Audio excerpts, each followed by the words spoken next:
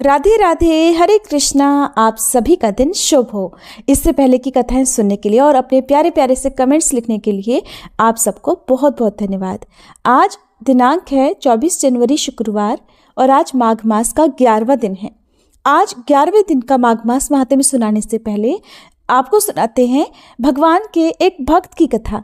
जैसा कि आप हर बार हमारे चैनल पर किसी भी महात्म्य के शुरुआत में सुनते हैं, उसी तरह की आज की ये भी कथा है।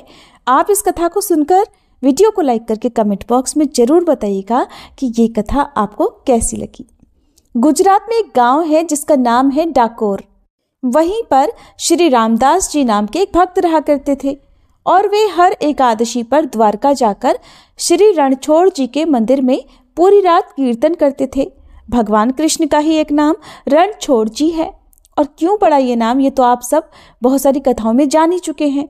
अब रामदास जी इस द्वारका के उस मंदिर में जाकर पूरी रात एकादशी की रात को कीर्तन भजन किया करते और अगले दिन वापस लौट आते थे। जब समय आने पर वे वृद्ध हो गए तब भगवान ने उनसे घर पर ही कीर्तन करने को कहा, परंतु उन्होंने ठाकुर जी की ये बात नहीं मानी। अब आप सोच रहे होंगे कि भगवान ने उनसे खुद क्यों कहा, क्योंकि जब भक्त सच्चे होते हैं तब भगवान और भक्त में एक अटूट संबंध बन जाता है। तब भगवान खुद अपने भक्त से बातें किया करते हैं, उनके साथ खाते पीते खेलते हैं, उनका समय बिताते हैं, उनके सुख दुख भी बांटा करते हैं और कभी कभी तो उन्हें जो चाहिए होता है वो भी अपने भक्त से कहा करते हैं। तब ठाकुर जी अपने भक्त रामदास जी से इसी तरह बातें किया करते थे और ठाकुर जी ने उनकी इस वृद्धावस्था को देखकर उनसे मंदिर न आने की बात कही, लेकिन उन्होंने ठाकुर जी की ये बात नहीं मानी। अब उनकी निष्ठा को देखकर प्रभु उनसे प्रसन्न हो गए। फिर बोले, ठीक है रामदास जी, अगर तुम नहीं मानना चाहते तो मत मानो, लेकिन अब बुढ़ापा आ गया है और तुम यहाँ इतनी कष्ट से मेरे पास आकर मंदिर में रात भर भजन कीर्तन करते हो, तुम्हारे यहाँ आने का कष्ट मुझसे सहन नहीं होता। एक काम करो, तुम मुझे अपने घर पर ही लेकर चलो। ठाकुर जी ने कहा, अब की बार आना तो गाड़ी लेकर आना, मैं तुम्हारे साथ चलूंगा।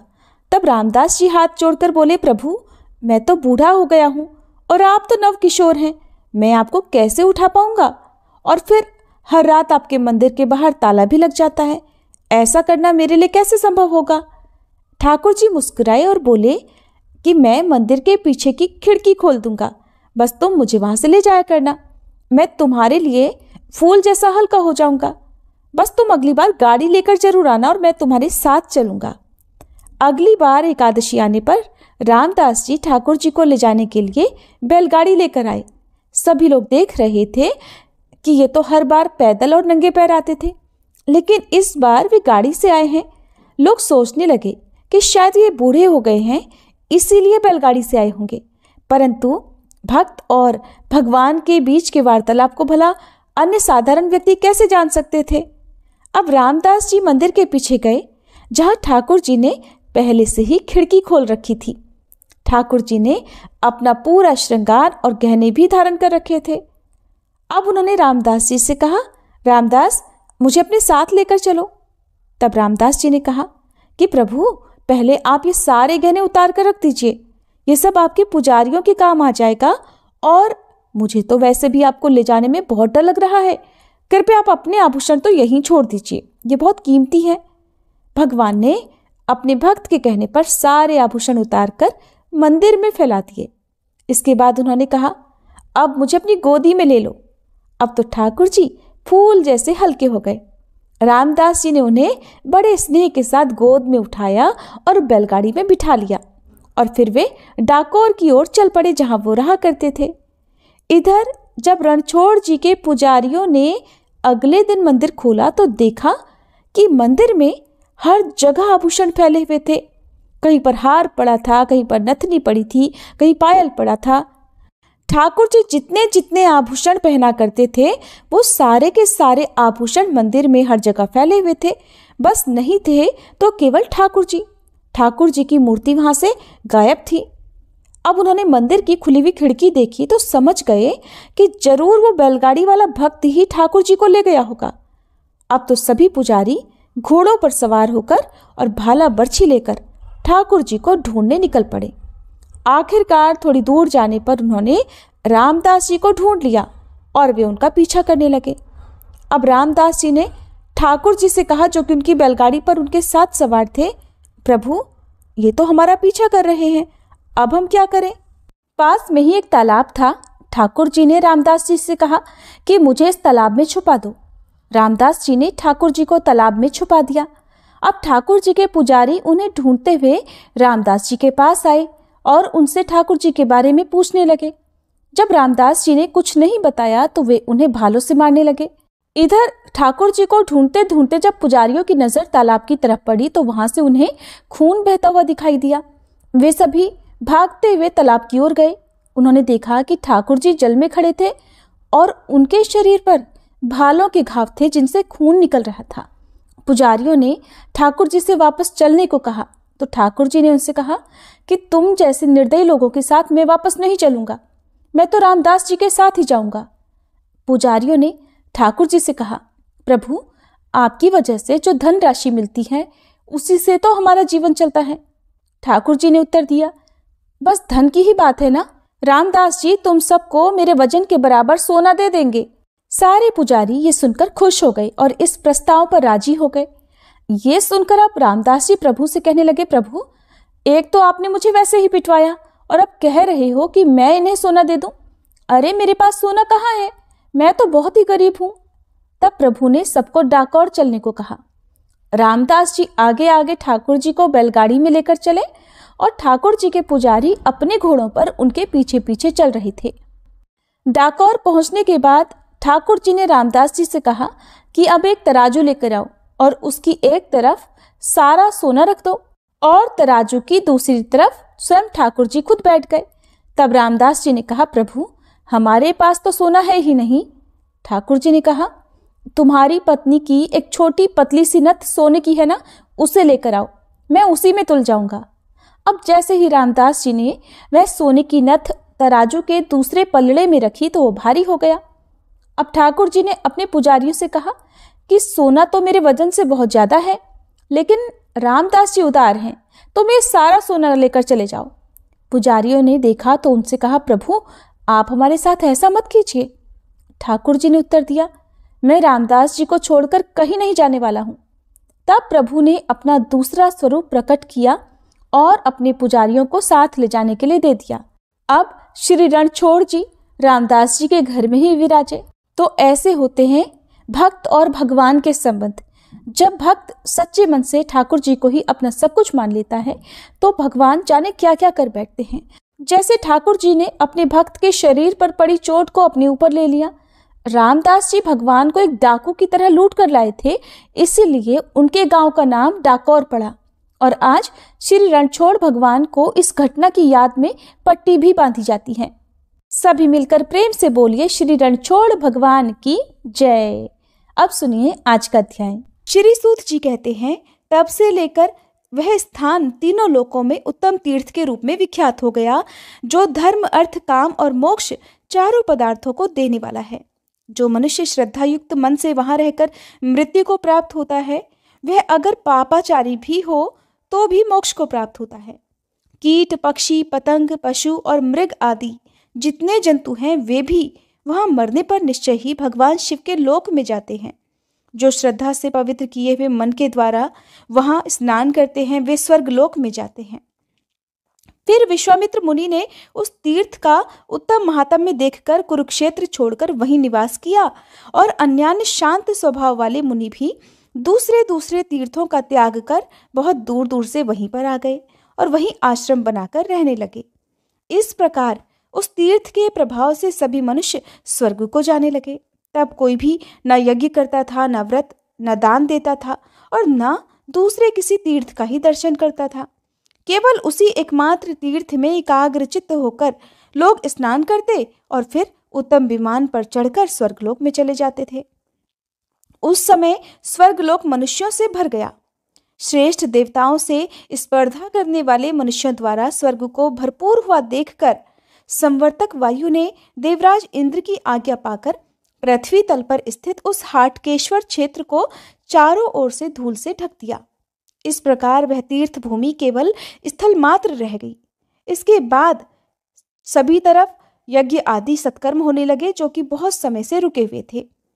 फिर पाताल से नागलोक बिल के मार्ग से मर्त्यलोक में आते, पृथ्वी पर सभी ओर घूमते और यहाँ के भोगों का इच्छानुसार भोग करके फिर उसी मार्ग से अपने निवास स्थान को लौट जाया करते थे।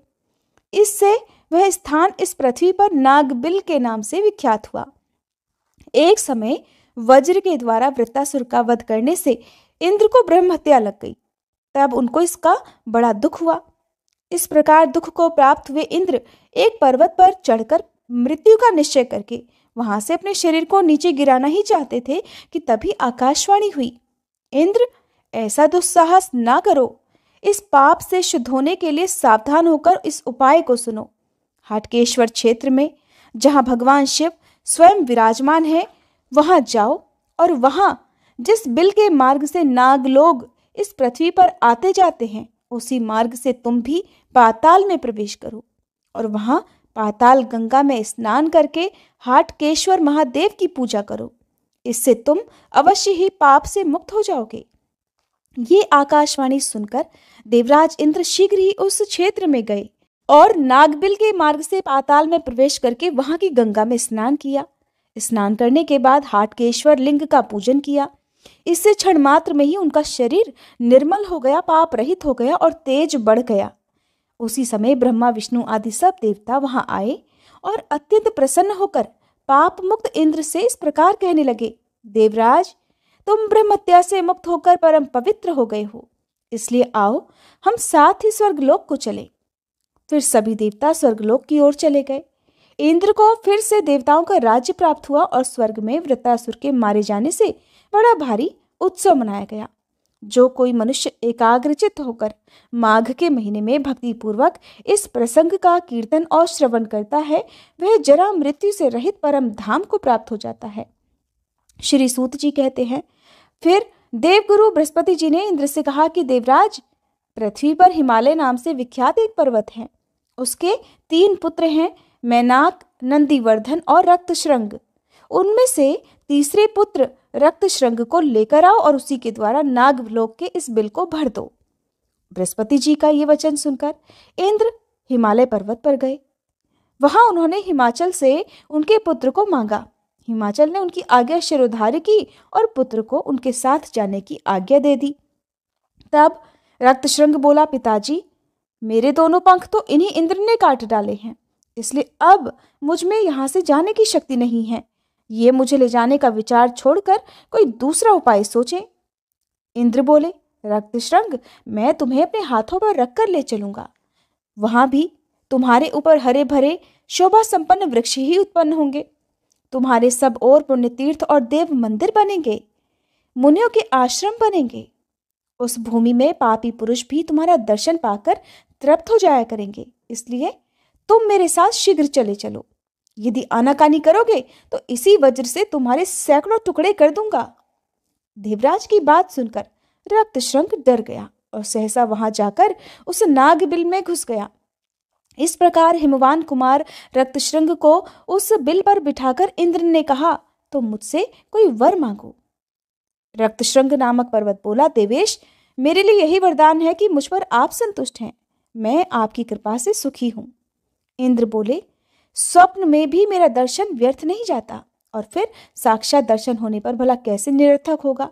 तब रक्तश्रृंग ने कहा, देवराज, अगर आप मुझ पर प्रसन्न हैं, मुझे वर देना ही चाहते हैं, तो यही वर दीजिए कि मेरा संपूर्ण ऐश्वर्य सदा ब्राह्मणों के ही काम में आए। इंद्र बोले, चमत्कार नाम से विख्यात एक राजा होंगे जो तुम्हारे शिखर पर ब्राह्मणों के रहने के लिए एक नगर स्थापित करेंगे।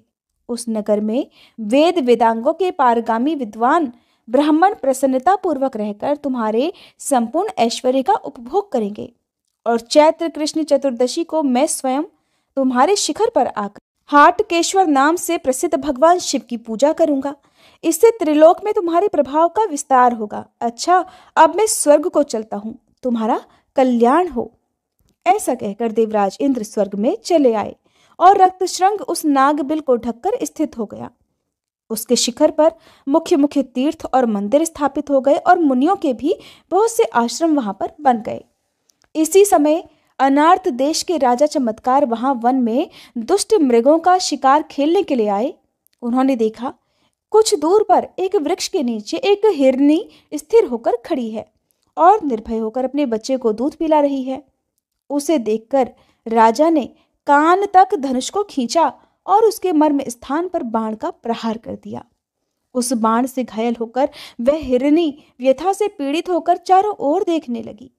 इतने में ही थोड़ी दूर पर धनुष धारण किए राजा को देखकर वह कहने लगी, राजन, ये तुमने बड़ा अनुचित कार्य किया, जो कि छोटे बच्चे की माता मुझ दीन हिरणी का वध किया। मैं अपनी मृत्यु के लिए इतना शोक नहीं करती जैसा कि इस दूध पीते दीन मृग छोने के लिए मुझे दुख हो रहा है। तुमने तो बड़ा निंदनीय कर्म किया है, इसलिए तुम इसी समय कोढ़ी हो जाओ। सुनकर राजा बोले, शिकार खेलना तो राजाओं का धर्म है, इसलिए अपने धर्म में लीन हुए मुझ निर्दोष को तुझे श्राप नहीं देना चाहिए। हिरनी बोली, हे राजन, तुम्हारा कहना ठीक है, परंतु शिकार में भी क्षत्रियों के लिए यह नियम है कि जो सोया हुआ हो, मैथुन में आसक्त हो, बच्चे को दूध पिला रहा हो या स्वयं जल पी रहा हो, ऐसे हिंसक पशु का भी वध ना करे। उसका वध करने पर मनुष्य पाप से लिप्त हो जाता है, इसलिए मैंने तुझे शाप दिया है। ऐसा कहकर व्यथा से पीड़ित हुई हिरनी ने अपने प्राण त्याग दिए और राजा चमत्कार भी कोढ़ी हो गए। अपने शरीर को कोढ़ युक्त देखकर दुखी हुए राजा ने अपने सेवकों को बुलाकर कहा कि अब मैं तब तक तपस्या और भगवान शिव की पूजा करूंगा जब तक कि मेरे इस कुष्ठ रोग का सर्वथा नाश न हो जाए। ऐसा कहकर उन्होंने अपने सभी सेवकों को वहां से विदा कर दिया। श्री सूत जी कहते हैं, फिर राजा चमत्कार तपस्या में लीन होकर भिक्षा का अन्न नियमित आहार करते हुए प्रभास आदि संपूर्ण क्षेत्रों में घूमने लगे, परंतु उन्हें कहीं भी कोई भी ऐसा मंत्र, औषधि या तीर्थ नहीं प्राप्त हुआ जिससे उनका रोग भली भांति दूर हो जाए। इससे राजा के मन में अब बड़ा वैराग्य हुआ और वे अपने मन और बुद्धि को वश में करके उस पुण्य क्षेत्र में अकेले ही रहने लगे। वे अपने आप गिरे हुए सूखे पत्ते चबाते और रात में धरती पर ही सोते थे। मद और अहंकार उन्हें छू भी नहीं पाते थे। फिर कुछ समय बाद उन्होंने तीर्थ यात्रा के लिए जाने वाले बहुत से श्रेष्ठ ब्राह्मणों को देखा और उन सबको विनीत भाव से प्रणाम करके कहा, हे ब्राह्मणों, मैं अनर्त देश का सूर्यवंशी राजा हूँ। मेरा नाम चमत्कार है और इस समय मेरे सारे शरीर में कोढ़ फैल गया है। क्या यहाँ कोई ऐसा दैव या मानवीय उपाय है जिससे मेरा कुष्ठ रोग शांत हो जाए? अगर है तो आप लोग मुझ पर कृपा करके बताइए। तब उन दयालु ब्राह्मणों ने कहा, हे राजन, यहाँ से थोड़ी ही दूर पर सुप्रसिद्ध शंख तीर्थ है जो सभी रोगों का नाश करने वाला है। जो मनुष्य रोगग्रस्त, काने, अंधे, मूर्ख, किसी अंग से हीन या अधिक अंग वाले, कुरूप और विकृत मुख वाले हैं, वे भी चैत्र मास के कृष्ण पक्ष की आदि तिथि अर्थात चैत्र पूर्णिमा को चित्रा नक्षत्र के योग में वह स्नान करके उपवास करने पर उसी क्षण रोग से मुक्त हो जाते हैं। राजा ने पूछा, हे विप्रवरो, शंख तीर्थ का ज्ञान मुझे जैसे हो और उसकी उत्पत्ति किस प्रकार हुई है, ये सब आप लोग विस्तार पूर्वक बताइए। ब्राह्मण कहने लगे, राजन, पूर्व काल में इसी पृथ्वी पर लिखित नाम से प्रसिद्ध एक श्रेष्ठ मुनि रहते थे। वे शिंडल मुनि के पुत्र थे। उनके छोटे भाई का नाम शंख था। शंख भी अपने बड़े भाई की तरह धर्मशास्त्र के ज्ञाता थे और कंदमूल फल का आहार करते हुए सदैव तपस्या में लीन रहा करते। एक दिन शंख भूख से अत्यंत पीड़ित होकर लिखित के आश्रम पर गए। महात्मा लिखित का आश्रम उस समय सूना था, तो भी ये फल अपने ही हैं ऐसा मानकर शंख ने वहां से बहुत सारे फल तोड़ लिए और उन्हें खा लिया। उसी समय लिखित अपने शिष्य के साथ वहां आए और शंख को फल लिए हुए देखकर क्रोध करते हुए बोले कि तुमने मेरे दिए बिना ही ये फल कैसे ले लिए? क्या तुम ये नहीं समझते कि इस प्रकार बिना पूछे लेने से चोरी रूप दोष से बंध जाना पड़ता है? शंख ने सुना तो बोले, हे द्विश्रेष्ठ, आपने जो कुछ कहा है वह सत्य है। मैंने आपके सूने आश्रम से ये फल लिए हैं, इसलिए मेरे लिए चोरी का उचित दंड दीजिए ताकि मेरा इहलोक और परलोक दोनों सुखद हो सके। तब लिखित ने उसी क्षण अपने भाई शंख के दोनों हाथ कटवा दिए। हाथ कट जाने पर शंख अपने आश्रम में लौट आए। वहां उन्होंने पुनः बड़ी घोर तपस्या की। इससे संतुष्ट होकर महादेव जी ने उन्हें प्रत्यक्ष दर्शन दिया और कहा, हे ब्राह्मण, तुम कोई मनोवांछित वर मांगो। शंख बोले, देव, मेरे दोनों हाथ पुनः पहले की तरह हो जाए और ये तीर्थ भी मेरे नाम से प्रसिद्ध हो जाए। जो कोई अंगहीन, अधिकांग अथवा रोगग्रस्त यहाँ स्नान करे, वो शीघ्र ही फिर से नवीन हो जाए, नूतन निर्दोष शरीर फिर से प्राप्त कर ले। भगवान शिव कहने लगे, हे विप्रेंद्र, आज से ये तीर्थ तुम्हारे ही नाम से विख्यात होगा। चैत्र मास के शुक्ल पक्ष में जब चंद्रमा चित्रा नक्षत्र पर स्थित हो, उस समय जो कोई भी कम या अधिक अंग वाले मनुष्य यहाँ आकर स्नान करेंगे, वह सोने के समान गौर और सर्वांग सुंदर हो जाएंगे। उस दिन वहां श्राद्ध करने से पितर लोग उत्तम तृप्ति को प्राप्त होंगे। विप्रवर, आज चैत्र मास का शुक्ल पक्ष है। आज तीसरे पहर चंद्रमा का चित्रा नक्षत्र से योग हो जाएगा। उस समय उपवास पूर्वक भली भांति स्नान करने पर तुम्हारे दोनों हाथ तत्काल पहले की तरह सुंदर रूप से युक्त हो जाएंगे। ऐसा कहकर भगवान शिव अंतर्ध्यान हो गए और शंख मुनि ने कुतपकाल अर्थात दिन के तीसरे पहर में स्नान किया। स्नान करते ही उनके दोनों हाथ पहले की तरह हो गए। हे राजन, इसलिए तुम भी चैत्र शुक्ल पक्ष में जब चंद्रमा चित्रा नक्षत्र पर स्थित हो, उस तीर्थ में स्नान करो। इससे तुम सभी रोगों से मुक्त हो जाओगे और इसमें तनिक भी संदेह नहीं। इस तीर्थ के लिए जो समय और योग बताया गया है, उसके प्राप्त होने पर हम साथ चलकर तुमको उस तीर्थ का दर्शन भी कराएंगे। श्री सूत जी कहते हैं, तदंतर कुछ दिनों के बाद चैत्र शुक्ल पक्ष आया और चित्रा नक्षत्र में चंद्रमा के योग से युक्त चतुर्दशी तिथि प्राप्त हुई।